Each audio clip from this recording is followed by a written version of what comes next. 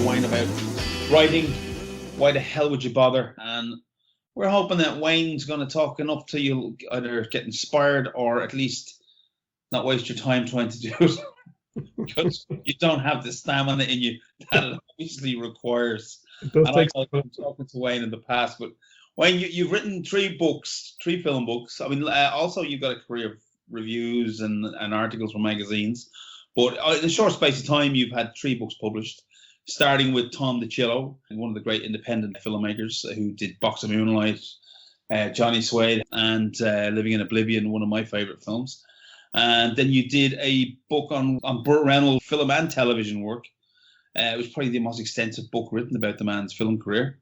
And that led to a book, a memoir with Nick McLean, one of the great cinematographers that people probably don't even know they've seen his work. But tell us this before we get into that and talk about the rigors and the hard work involved in that kind of work that you do. How did you get into this game? How did it start?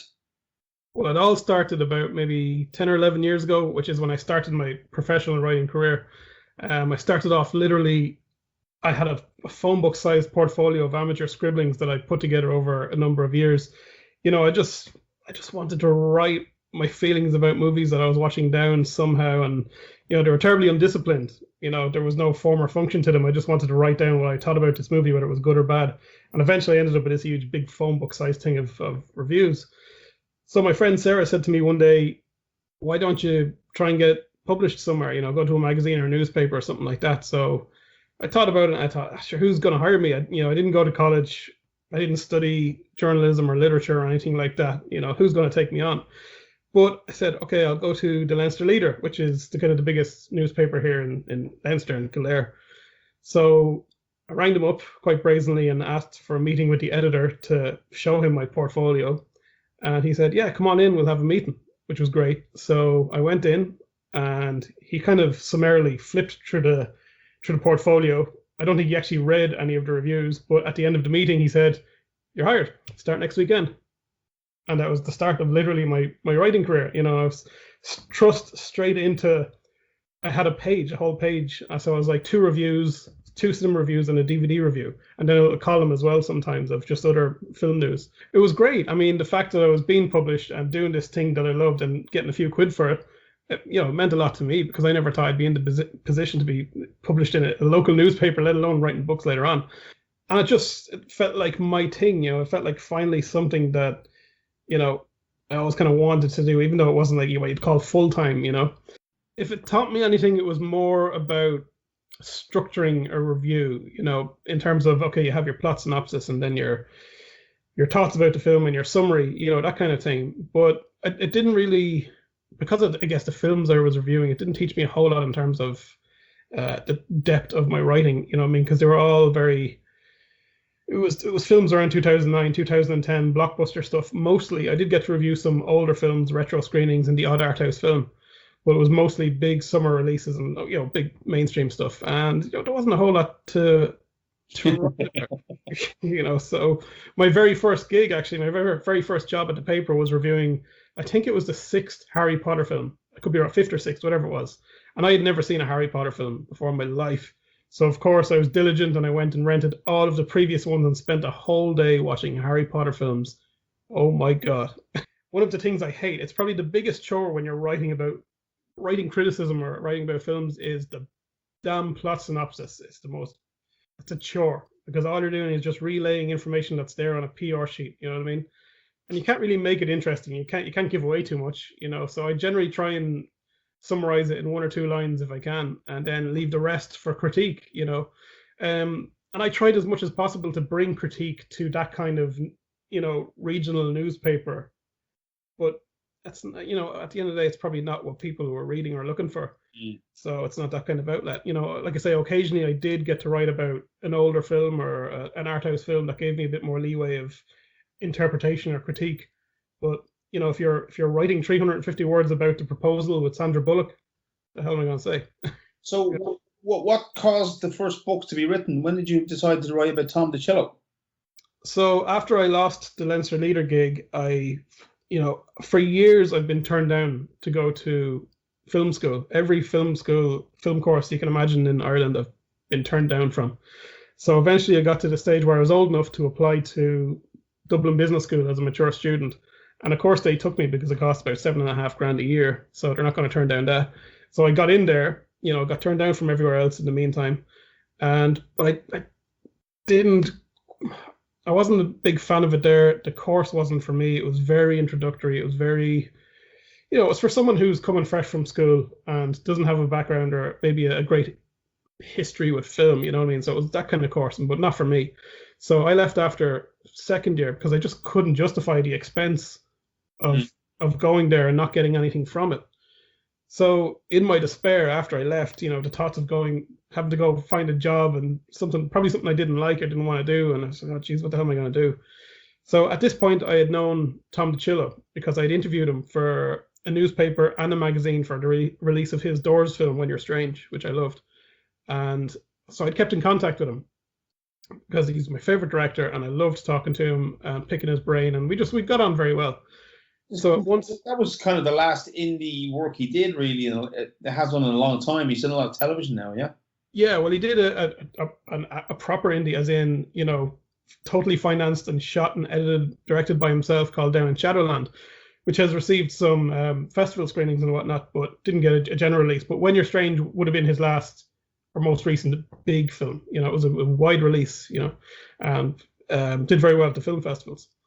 But we kept in contact, and at one stage I said to him, Tom, one of the things I've always wanted was to walk into a bookshop and buy a book on your career.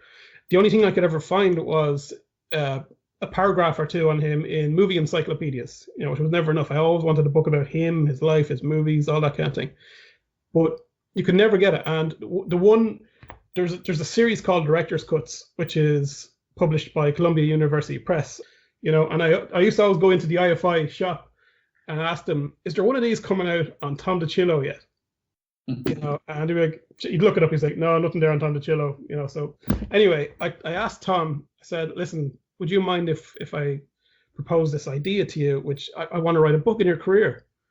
And he very generously said, that sounds like a good idea. Let's have a talk about it and see what we come up with. So I just basically laid out an idea, a plan I wanted to do, which was to chapter on each film. So there's 8 films, a chapter in each, and at the end of each one, a Q&A with Tom, which digs in deeper goes beyond my discussions, which were very thematic, analysis. So at the end of that, me and Tom would have a Q&A and we'd dig in as deep as we could about the making of the films, So it was part my analysis and part Tom's, interpretation as well as mine. It was 5 years of discussions, and that's what got us to the final draft. But along the way, I think Tom suggested that, maybe we could get Catherine Keener to talk to us because she's in, 4 or 5 of his films. So she's a major part of his body of work. And of course I was like, yeah, Catherine Keener, that'd be great. So Tom hooked me up with Catherine and we had a chat over a number of days and she was fantastic. And I just thought, God, if we get this good from everybody from the films, wouldn't that be something? So it led from Catherine Keener then to Steve Buscemi, who's another huge part of Tom's career. And he knows him, going back to the early 80s. So they have a good, deep friendship there, which we explored as well. So then that would lead to, say, Chris Knott, Matthew Modine, Maxwell Caulfield, Melanie Diaz, Kevin Corrigan. Basically, everyone, all the main actors from each movie, with the exception of Brad Pitt, who we almost got. But, after I penetrated those layers of people who surround him, all his protectors and handlers, there was a lot of back and forth. Oh, Brad's free this week. He might be able to make it. Part of the process, isn't it, when you're doing something like this? Well, not for me, mainly because 99% of the time I usually get a straight introduction to somebody. So to go back a bit, you were 5 years in the making, and that's a long time. You would obviously have to be earning some money in the meantime. You'd starve to death. So, and also, this is a book that didn't have a publishing deal. Am I right? That's right. I didn't know what was going to happen to the book in terms of will this be published. I just had a drive and a passion to do this, and I didn't even think for the first 4.5 years. I definitely didn't think is there going to be a publisher for this, because I didn't want that to impede on the process or put me off, the thoughts about, oh, this might not get a publisher, or will an audience be there for it? I didn't want to think about that. I just assumed the book will be finished and then I'll worry about that. So come to the end of the book, I was literally just wrapping up the book, and I said, okay, now I'll start approaching publishers. So obviously the first ones in mind, for me was Columbia University Press, because I always envisaged the book being part of that series. That's just something it was just a personal goal almost. Their whole thing is they're director focused to each one. So this is a John Carpenter one, there's a David Cronenberg one there, Steven Spielberg, Clint Eastwood. So they consider directors that are part of the series to be of utmost importance on an international scale. So that's the way I always looked at Tom. He's influential, he's important. I wanted him to be part of that. So I approached a couple of others, and unbelievably, Columbia got back to me and said, this is something we'd be very interested in. Tom DiCillo is very much part of that, canon of directors who we consider important. So definitely, please send us on the manuscript. So I sent them the manuscript, and about 2 or 3 weeks later, they said, we'd love the book. We want to take it on. Here's the deal. And I couldn't believe it. And the result of it is this. So it's now part of this whole series, which to this day, I cannot believe when I walk into a shop and I see it there, So that's how it worked. And how many million did you get paid for your first? Oh, man, I lost count. So this is the portion of the interview where we say, don't do this at home, kids. Or do. I say do, because it's a big thing to do, to take on that time. But obviously love and passion is what fueled the writing. But obviously you have to be able to write, or there's no point in doing it. Well, that's it. And again, I was probably, I was doing it unschooled, so I was never quite sure if what I was writing was any good. I know that Tom would have a look at my pages and say, yeah, this is brilliant, or, how about we delve into this team or that team a bit further, maybe go less on that. But in terms of the actual writing, I didn't have anybody there. I didn't have an editor. I didn't have anybody to say that's good or bad, fix that. Did Columbia provide one in the end? I had an editor, but the way that worked was they ended up publishing the book exactly as I handed it to them, with the one exception, which I couldn't believe, which is the one exception they asked was, could I add an extra introduction at the start just to put it in an academic context, to say to, if for students coming to this book, that these films and this artist is worth exploring in an academic context. Now, the book isn't an academic piece, which is strange for that series, because these are all highly academic books. For me, it's not enjoyable to read. I don't read academic books, and they're there for information. That's all they are. But the way I approached this was, I wanted this book to be approachable and enjoyable to anybody, regardless if they're an academic or maybe they just have an interest in film history or indie cinema, or just about the stars who are in the book. I wanted it, and it's a story, and that's my approach to these books as well. It's a story. It's not just critical analysis. I want you to learn about the arc of these artists' lives. Well, I think we went further than had it been an academic book, because it was so personal, because Tom went that far with me. You cannot talk about Box of Moonlight without talking about Tom's growing up and his father and all those circumstances. So the book became a personal journey as well. And because I ended up interviewing the likes of Steve Buscemi and Chris Knott, people who know Tom for 30 or 40 years, it became so much more than, oh yeah, I worked on that movie with Tom. It was more than that. It was, we really dug into his background and his early years in New York and meeting these people and his immersion into the no-wave scene, the indie scene, the local theater off Broadway, all that kind of stuff. So it opened my eyes as a fan of Tom, and just getting to work with Tom over 5 years was an incredible experience. He became a very dear friend to me, and I spent a week in New York with him as part of my research. I went over to New York just to talk to him for a week and get the bulk of all those main interviews done. And every day I went up to his apartment on the Upper West Side, and each day we spent, hours talking about one specific film. So that was our work for the day, It was just an unreal experience. And, I'll say the best thing about writing these books is the people you meet. And it was incredible. It was an incredible experience, apart from the getting published and all that. How do you separate the fan from the writer?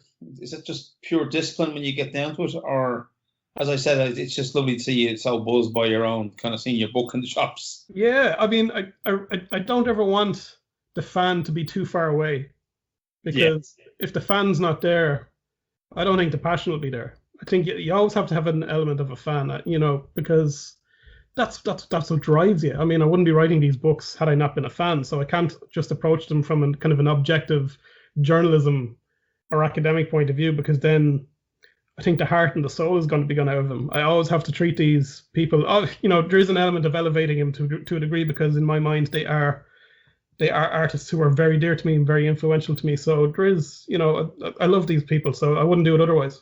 Would you worry about that for future work, where you might feel, okay, I might need to critique a bit stronger here and say negative things about an artist? Well, you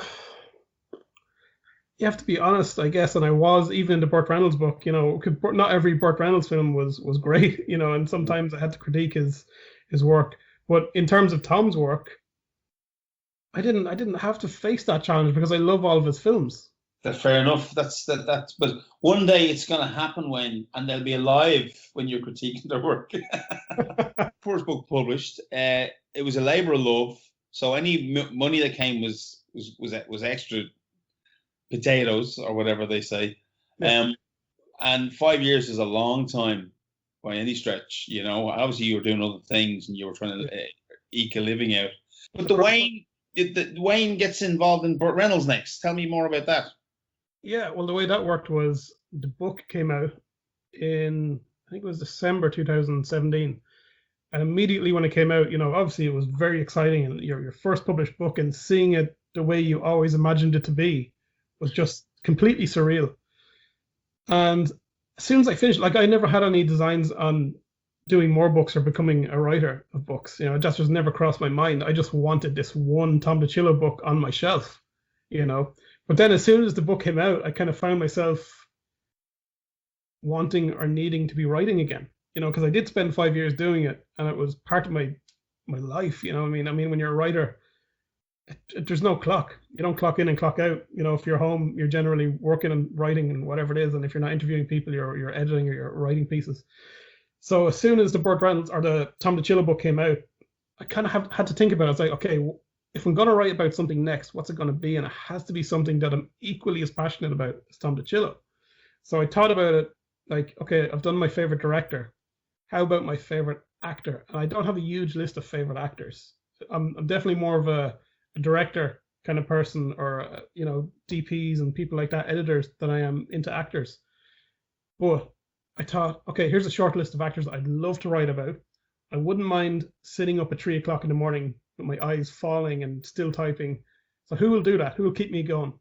And I came down to a short list of people like, Clint Eastwood, John Wayne, Dennis Hopper, and Burt Reynolds. Burt Reynolds being number one. And, John Wayne and Clint have been written about, Dennis a little bit as well. But nobody has really, in my mind, written a satisfactory book on Burt Reynolds' work. He has 2 autobiographies himself, which are all, very personal. And there's a couple of other books about his personal life, but that has no interest to me whatsoever. So I just wanted to write a book about the films and some of the TV shows, at least the ones he was a star in or a co-star in. So I approached, again, there was a publisher I had in mind because I knew their inventory. I knew they had a great selection of film books and they were fantastic. But part of my deal with Columbia was that they had an option on me for my next book. So whatever my next book was going to be, I had to at least offer it to them. Mm-hmm. So I kind of thought to myself, they're not going to go for this, So I went in somewhat skeptically, and I said to them, listen, I have an idea for my next book. It's going to be about Burt Reynolds and his film career. And as expected, they said, Wayne, we're sorry, Burt Reynolds isn't really part of our world. He's not part of that whole idea of, world-renowned directors, filmmakers, whatever it was. So I'm sorry, we're going to have to decline that. It's like, thank God, because now I can go to who I wanted to, So I wanted to go to McFarlane. So I approached McFarlane. I sent a proposal in, and they said, you know what, Wayne, where we are, they're based in North Carolina and London, but their base is North Carolina. They said, here, Burt is not just a film star. He's a local hero. He's an icon. He's a legend. He's an American hero. So yes, we'd love to take on this project. So I was over the moon. But the only thing there is, now I have a deadline. And the deadline was a year. So I went from 5 years writing about 8 movies to 1 year writing about 120 movies. It was more difficult, I guess, in terms of each one was probably about a different movie. It wasn't all, say, like in the first book, it was all Tom-centric. We were talking about one guy and getting an insight into this guy in some of the films, a couple of films. but each interview was about different movies and different times in film history as well. So you're jumping from, it could be the 60s or 70s to recent times, and yeah, it was huge. It was a huge book, and yourself, you've seen the book. It's massive. It's an epic tome. You left out all the stuff as cameos and Archer, but we won't go into that. I've gotten abuse from several friends for leaving out Archer. What else was it about Burt Reynolds that attracted you? I think there's a depth to his work that has not been written about, and there's a depth of themes there that spans entire decades. He's been talking about family life in particular since the late 60s, right up until his last film, The Last Movie Star. And the theme of family is something very important to me in my work. It's the central theme of the Tom DiCillo book, probably. It's there in a lot of my work, and it's something that fascinated me about Burt. But another thing about Burt was he always felt like the one movie star, even though he was the biggest movie star of all time for 5 years and a huge figure in film history. There was something every man about him, for lack of a better word. You know what I mean? You felt like he was one of you. You know what I mean? You never felt he was up on a pedestal. But he could also be very sophisticated and very witty, as you'd see in the likes of Fade In or Starting Over or Best Friends, films like that. So he wasn't just kind of doing the country hero, country bumpkin kind of shtick all the time. He could do those really smart roles, and I think one of his best films is Hustle by Robert Aldrich. Where it's this dark neo-noir thriller, and he's playing obviously a throwback to the film noir detectives of the 40s, but in a very progressive modern 70s variation. And I think that's just a prime example of when Burt could be great and understated and intelligent and witty and romantic. And that's just something I wanted to write about, because you probably know yourself, whenever you read about Burt Reynolds, there's usually several films which are always referenced, and they are Deliverance, Smokey and the Bandit, Boogie Nights. He did these huge TV shows as well, like Evening Shade and BL Striker. And I mean, Evening Shade was such a huge success, yet when he died, nobody mentioned it. The deadline was your biggest challenge. How did you approach that challenge in structuring your work schedule over that year and your approach to the work? That was an intense year, let me tell you, because... And were you just doing that all the time? You weren't working on anything else at that stage, were you? Well, I was. Well, apart from I was working a full-time job, but also 2 months into the Burt Reynolds book, I signed a third book deal, and I started on that at the same time. So I was literally juggling 2 books for that year. That would be the Nick book? The Nick McLean book, yeah. You still didn't have as much of a deadline with that book now, in fairness. It wasn't going to get in the way of your finishing your Burt Reynolds book. No, but I had the same deadline almost. It was just 2 months ahead. But basically how it came around to that book was I had approached Nick McLean to talk to me for the Burt Reynolds book, because he's an intrinsic part of Burt's life and career, because he shot so many of his films and they were good friends for 40 years. So I said, geez, I got to get Nick McLean in here. And again, because I'm interested in hearing from those kind of guys more so than, say, Burt's leading actresses or any of that kind of stuff. So I said, I have to get Nick McLean. And Nick McLean had shot some of my favorite movies and some of the best films of the new Hollywood era. I mean, you're talking McCabe and Mrs. Miller, Sugarland Express, Close Encounters of the Third Kind, Deer Hunter, Heaven Can Wait, Marathon Man, Looking for Mr. Goodbar, The Goonies, Short Circuit, Cobra, Where Do I End? This is apart from all the Burt Reynolds stuff, so I knew, God, it'd be great to talk to Nick McLean. So I tracked him down, I think it was on Facebook, and I typed in Nick McLean just to see if he was there, and I couldn't see anybody that recognized him. I said, feck it, I'll take a chance, send an instant message, wherever it was. And within an hour, he got back to me and he said, yeah, Burt Reynolds was a big part of my life, so I'd be happy to talk to you. So we arranged a chat, Skype chat, talked about all the stuff I needed to talk about, all the making of the movies, his friendship with Burt. And I asked him would he be interested in doing my forward, because I hadn't realized just how great a friendship they'd had and how much they meant to each other's lives and careers. So I thought, this guy's ideal for the forward. And he was more than happy to do that. He wrote a terrific forward. But I wouldn't say, again, like with Tom DiCillo, we kind of kept chatting. We just kind of enjoyed each other's company, and we would have further Skype chats just talking about movies and life and stuff like that. Really, really enjoyed Nick's company. I still do to this day. He's one of my best friends. But I just chatting to him one day, I said, Nick, how is there no books on your career? considering what you've done. And he said, if anybody was ever going to write a book about my career, I would want it to be you. And that really meant a whole lot to me. It was huge to hear that. So I said, well, you know what, let's do it. So I went, asked around with my publisher, and within a week I had a publishing contract for that book. Writing the Burt Reynolds, you were back to writing analysis and critique for each film. Well, this was definitely, of all my books so far, this was definitely the more, I guess you could call it objective, because, I wasn't working with Burt on the book. He died about 3/4 way through it, and all I shared with him was a single correspondence, but we never got to chat and officially sit down and go through his career. So I wasn't really working with anybody in particular. So it was definitely more objective than the other books in terms of I'm going through each film, writing, doing a background making of kind of stuff, and juggling that with my critical analysis, because that's, to me, at the end of the day, that's more interesting to me, is just writing about what I see in these films or what I feel from these films and the themes. And it was intense. Very intense. I'd seen most of the films. I had most of the films, so I was very familiar with them. So that was a big boon. I mean, if I'd gone into that book cold, God, it would have taken 5 years. There's still a lot of television stuff that you would have had to track down. There was a couple of ones which are extremely hard to get. Very, very hard. You can only get them maybe in some countries, or you can only get them on VHS or something like that. But I spent a few quid and I got those ones just to complete the collection and make it as comprehensive as possible, because why write about 98% of them when you can get them all in there? So yeah, it was great. It was fun times, but it was intense, man. A really, really intense period. What was the biggest revelation for you? The films that I came out loving was probably the biggest surprise, because there's the ones which are great. The undisputed classics like The Longest Yard and Deliverance and Smokey. But you know what? I ended up loving some of the ones in between, some of the smaller ones. I loved when he did these smaller indie movies, when he got to play around a bit more. There was less expectation on him.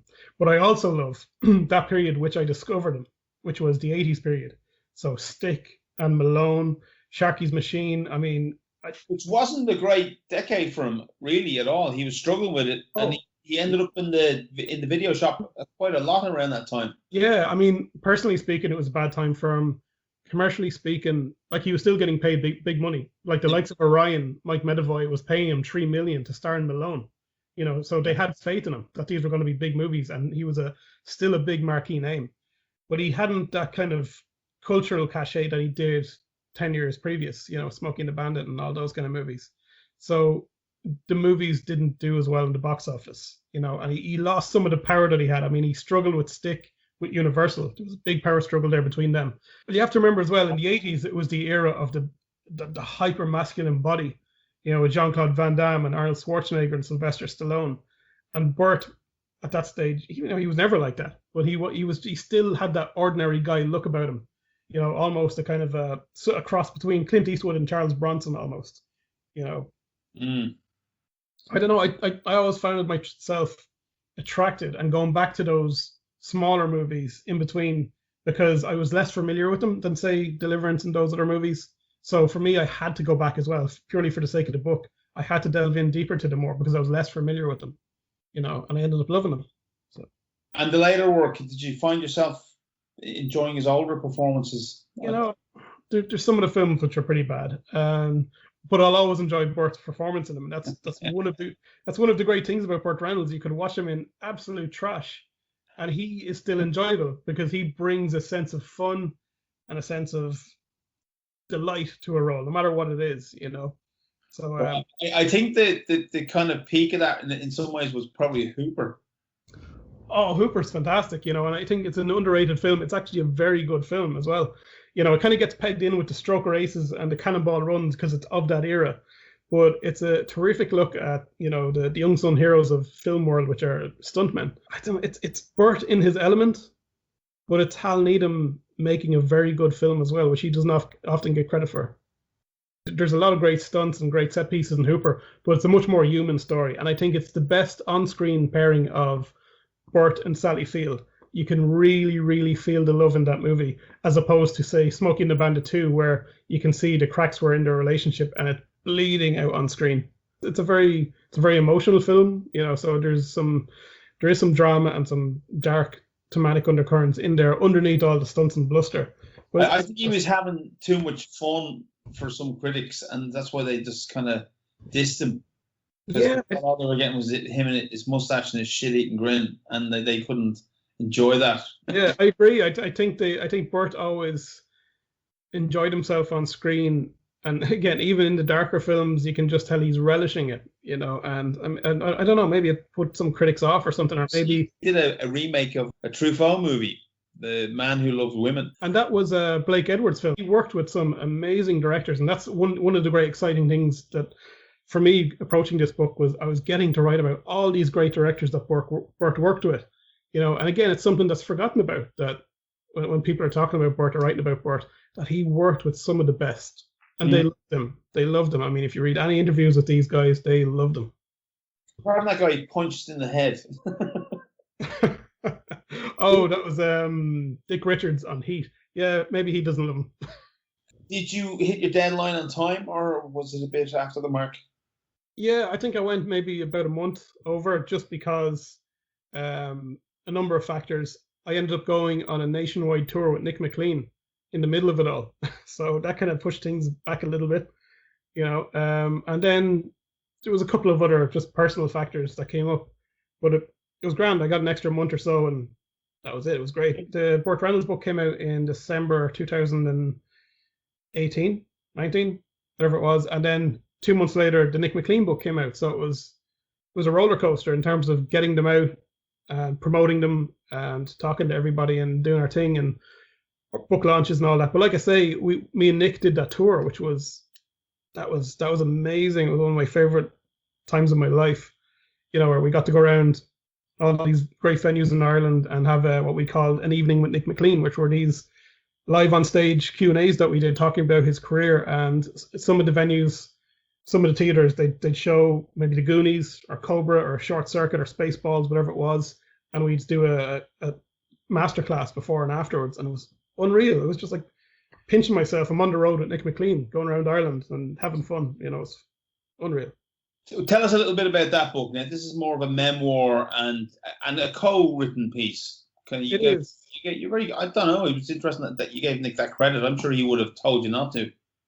Well, I felt that he gave me so much information, and his words are so important to the text. He was my partner for that year, you know what I mean, and on the tour, and we just had an incredible bond and a great time writing it. I mean, the way it worked was it was all conversations. Like Tom DiCillo, it was all conversations, and I would work with Nick's words and work them into, in and around my words. So in the book, it's essentially Nick's memoir. It's his life story, his journey through the films. But I appear before each part, kind of giving the historical and cultural context of the movies that he's worked on. Because there's, as you know, there are some serious heavy hitter movies in there that require such context, So that's my job. I'm kind of the commentator on everything in there. And it was an interesting book. I mean, it is a memoir, but I'm in there kind of guiding everyone through. And, one of the great thrills of the book as well was talking to Mike O'Shea, who's another great camera operator and DP who worked with Walter Hill, and he worked with Joe Dante and Joel Schumacher and all these great people before he went on to be a DP for Mel Brooks. And Mike did my foreword for that book, which is, again, a huge thrill to have someone of Mike's caliber and who's gone on to become a great friend of mine. I just, it's kind of pinch me moments, to see my name alongside these people on the covers, because I grew up watching their movies and they're such a huge part of my life. It's weird now when I was up in Temple Bar last Halloween, and we were watching, myself and my wife were watching The Lost Boys at the outdoor Halloween screening.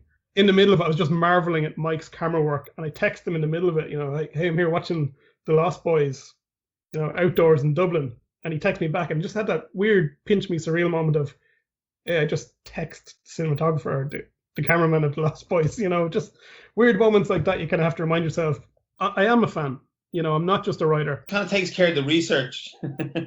Yeah.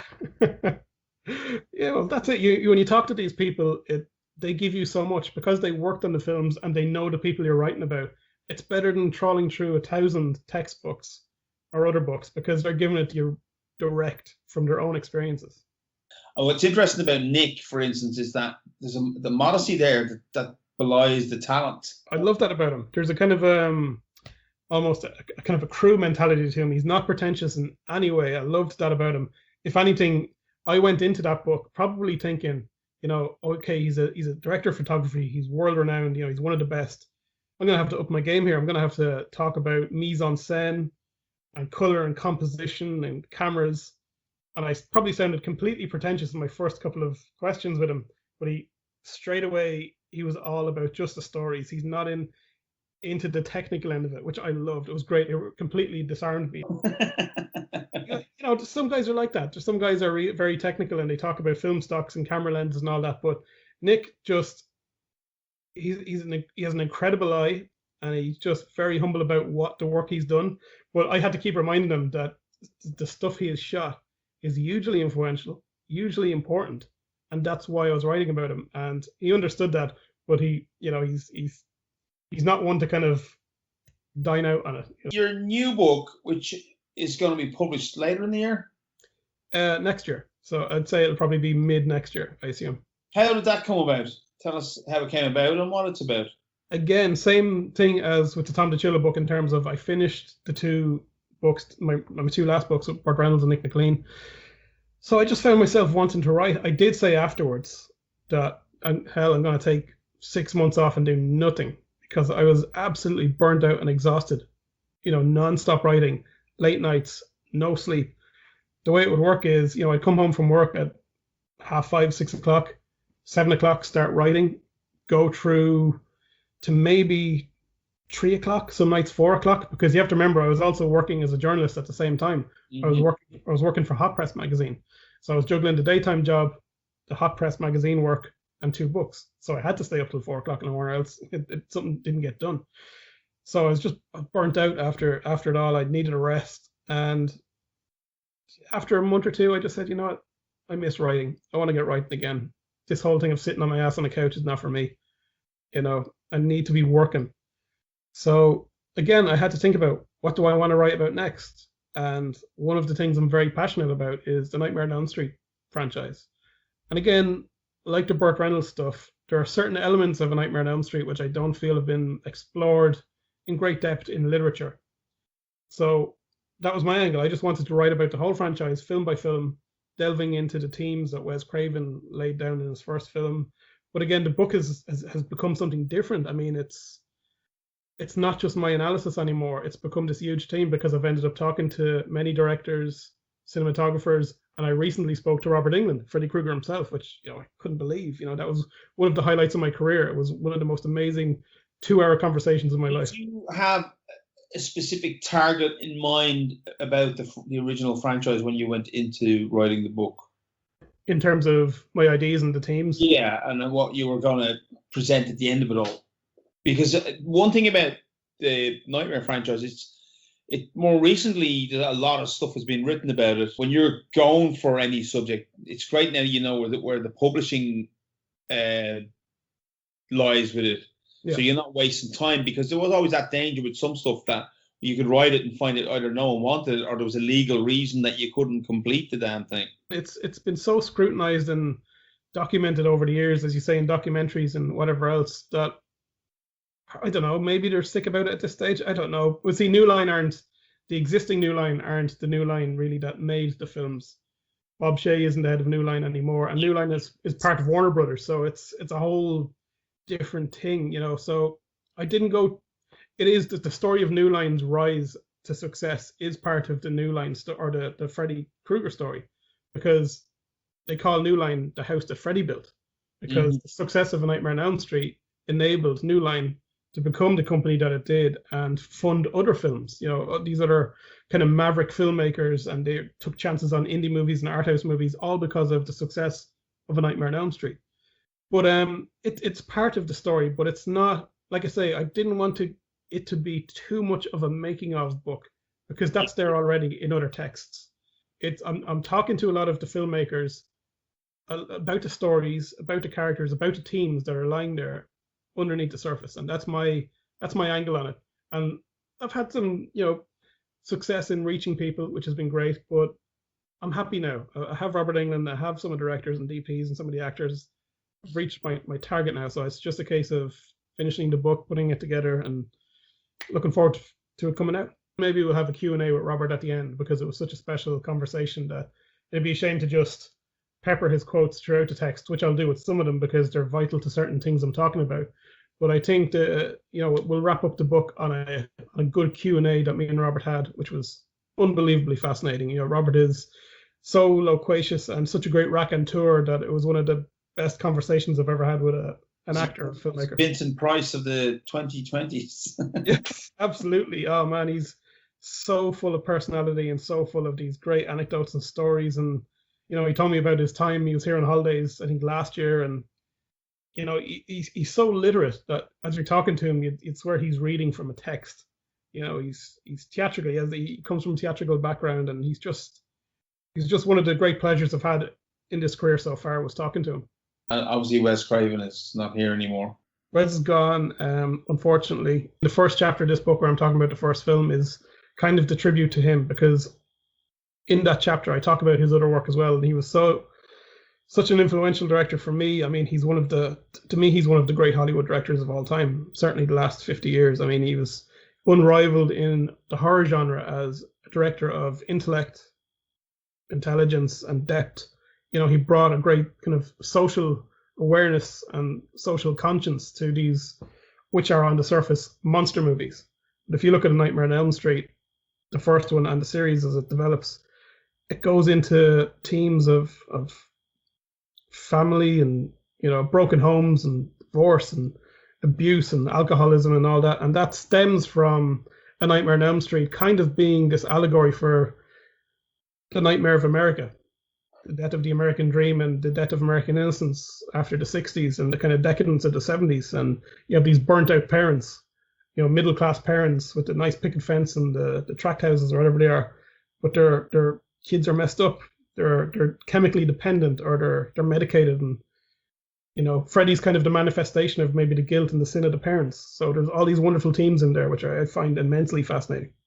So what do you think is the key thing that makes those films so successful? Oh, Robert Englund, without a doubt. I think on the surface, I have to admit, on the surface, they are monster movies, and that's why kids, when I was a kid, gravitated to them. It's because of Robert Englund. It's because of his portrayal of Freddy Krueger. But as we get older, well, at least some of us, as we get older and we live with these films, we gravitate to the themes that are beyond the surface. And I think that's why they're such a rich franchise and so great to mine for these kind of themes, because it's all there. Well, we were saying this before, but the interesting thing about Freddy is he's an anomaly. He's the first monster that came along of all the monsters in the 70s and 80s that had a personality. No, oh, absolutely not. I mean, if you look at part 2, there's a shot in part 2 where there was some negotiating hardball going on between Robert Englund and New Line over payment and whatever, bringing them back for the second one. So there was a bit of hardball being played, and they got this other guy. They cast this other guy as Freddy, and he's in there in a couple of shots in part 2. One notable shot, which is in the shower sequence where the teacher gets whipped with the towels, and he comes in and he's this big lumbering lump of a guy walking like Frankenstein, and that's the guy that they replaced Robert Englund with. No, Jack Shoulder said after seeing it, I said, screw this, get Robert Englund, whatever you do, because this guy is not going to work. You can't just put any guy in a mask and he's Freddy. Freddy Krueger is Robert Englund, and Robert brings that sense of theater, that sense of mime and dance and swagger to Freddy Krueger. He brings such great depth and subtext to the character that wouldn't be there if you just put a stuntman in the suit. Mm-hmm. And so, another year deadline for this book? Yes. So, but I've got more of a handle on it these days of how to juggle everything. I don't write for Hot Press anymore. It was getting too much, juggling magazine work, a day job as a librarian, and writing books. But I am working on some other books at the same time. But like I say, I have a bit more of a handle on how to juggle everything and how to divide my time. What's your rewriting policy? I don't tend to do multiple drafts. I tend to all keep it into one document and just work on a piece until I'm happy. I don't go back too often unless, for technical reasons. Say I get an interview late in the game and I have to go back and put them in and maybe shape the piece around their words a little bit more. But other than that, I just tend to work on it until I'm happy with it. And the book kind of builds as I'm going along. And I know I'm happy with it as I'm going along. I very rarely go back and do a second draft or anything like that. And I say the biggest conversation I've had with an editor was on the first Tom DiCillo book, like you said, where they said, could you put in this extra introduction?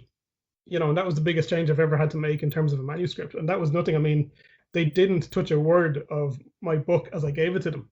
So they just suggested putting in this extra bit, which was great. I couldn't believe that, like, Columbia University, one of the great kind of academic places in the world, took my book without changing it. You know what I mean? I was fully expecting to come back with heaps of notes and guidelines on what to do or suggestions, but no, they loved the book as it was, which was a tremendous boon to me as a young writer, starting out my first book. So, any advice for budding writers? I mean, it's a very specialist kind of area, and I think it takes a certain kind of energy and passion. Would you agree with that? Oh, without doubt. I mean, you're not in it for the money or the glory. You're in it because you're doing something you love. You're immersed in this world.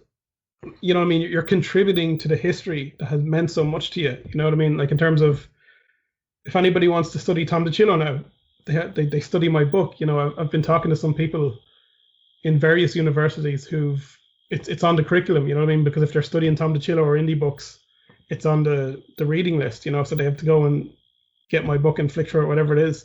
So you know what I mean? To be able to contribute to an artist's legacy or history is such a huge thrill. You know what I mean? And you would never exchange that for a few quid. Just that feeling alone that you've done some good work and you've contributed to film literature or film history or film criticism, whatever way you want to put it. I mean, that to me is the biggest thrill of all, and getting to know these people, is just incredible. But I would say the most important thing is, I guess it's an any arts criticism, but film in particular, is watch the bloody films. Watch the films, goddammit, because when I was in college, sometimes we'd be studying movies and you had to do exams on them. Some of the people didn't even watch the movies, and I was like, how can you write about a movie or answer questions and you haven't even watched it? Because they consult textbooks, which gives them kind of information on them. They think that's enough, but I always think you have to understand the art. I mean, you have to spend time and live with these movies, And I mean, for me growing up, my film school was my living room. My teacher was the films. The films and the art itself is the greatest teacher of all. Yeah, and your own point of view, as we were saying, have a point of view. Yeah, I mean, you're right to have a point of view as much as any academic or any other writer who puts pen to paper.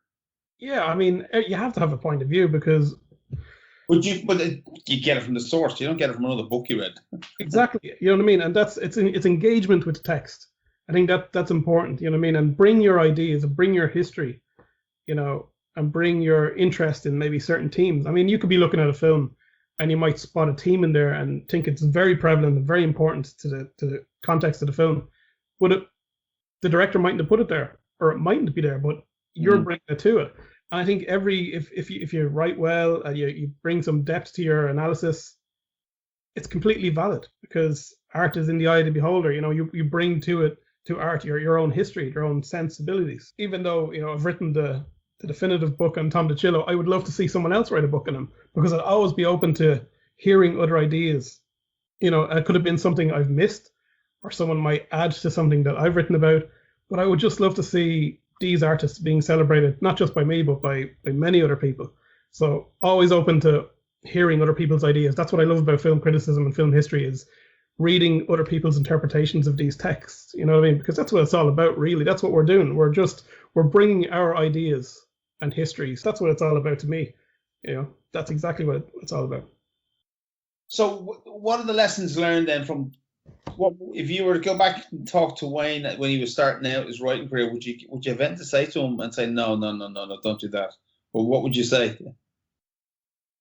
God, what would I say? Because you did everything wrong, let's face it.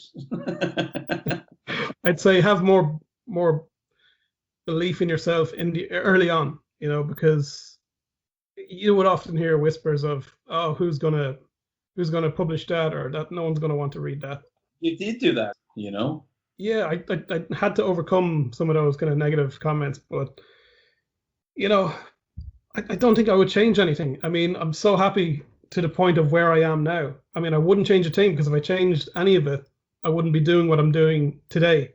And what Yeah. I'm doing today is I'm living the dream of working with these artists that I really love. You know, some of whom are my friends, and I wouldn't change a thing because it's a writing is just a great life. I kind of fell into it. You know, I never set out when I was a kid. I wanted to be a writer. I knew deep down I wanted to do something to do with film, you know, and it turns out that maybe I have a knack for writing because editors and publications seem to like my work. So that's something.